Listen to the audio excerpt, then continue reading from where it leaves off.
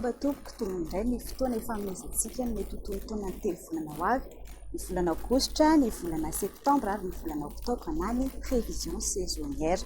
Manahoana ny mety mpamaritra ny toetrandro amin'ny ankapobeny. Efa miala tsikelikely tsika amin'izany atao hoe aty ririnina izany no miditra ny volana ao zany. Mbola eny tsimbadimbadika ary mbola eny mangatsika ihany indraindray fa efa manao ndrona ny mafana kokoa amin'izay zany ny toetrandro amin'ny ankapobeny.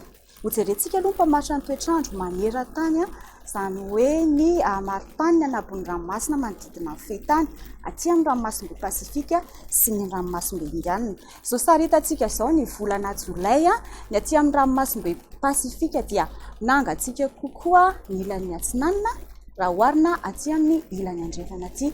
Raha momba ny océan indiana indray dia ahitantsika zao loko mangamanga zao zany hoe mangatsika kokoa manodidina Madagasikara aty amin'ny ilany andrefana raha oharina aty amin'ny ilany atsinanina zany hoe manodidina ny Australie.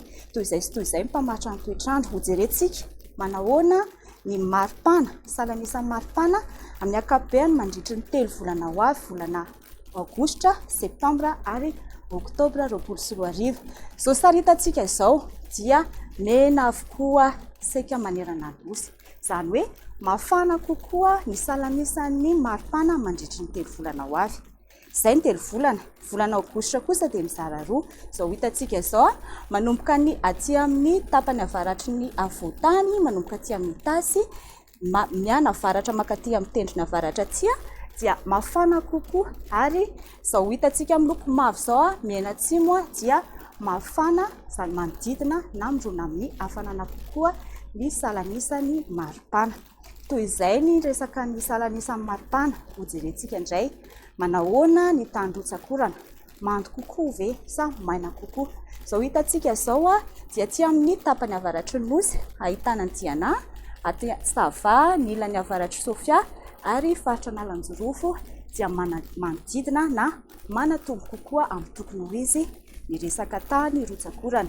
Ny hitantsika aty amin'ny ilany atsimo andrefana sy ny tendrony atsimo amin'ny faritry menabe dia maina be no tokony ho izy ny tandrotsakorana. Ny sisa kosa zao hitantsika amin'ny loko volomboasary rehetrarehetra izao dia manodidina na miaina kely no tokony ho izy ny tany rotsakorana. Izay ny 3 volana. Manahoana indray ny volana Aogositra. Tsy dia ahitana fiovana firy fa toy izay ihany zany hoe aty amin'ny ilany avaratra dia mbola manodidina na manatombo kokoa no tokony ho izy ny tany rotsakorana ary ny aty amin'ny faritry menabe sy ny aty atsimo faritra menabe azafady ary ny faritra atsimo andrefana dia maina be no tokony ho izy ary ny sisan'izay kosa dia manodidina na hiena kokoa no tokony ho izy ny tany rotsakorana.